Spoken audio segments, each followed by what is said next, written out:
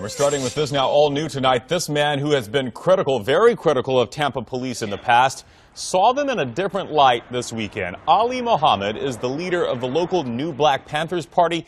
He was robbed at gunpoint in Ybor City. So he called on officers for help, and within minutes, they were able to catch the suspected robber. Fox 13's Crystal Clark is here to share this exclusive story with us.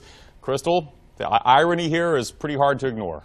Yeah, Chris, for someone who's normally speaking out against the wrongdoings of police, today he was applauding them for a job well done. But when it comes to violence in our community, he says there's still work to be done.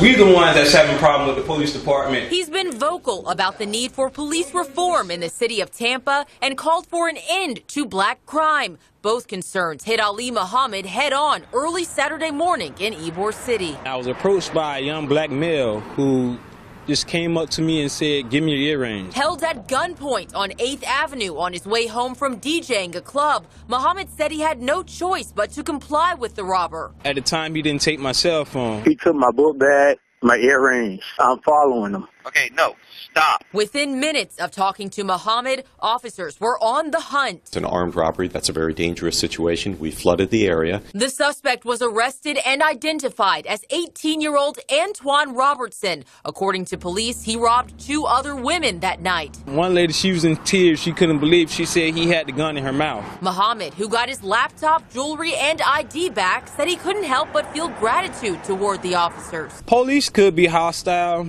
and they could be very belligerent.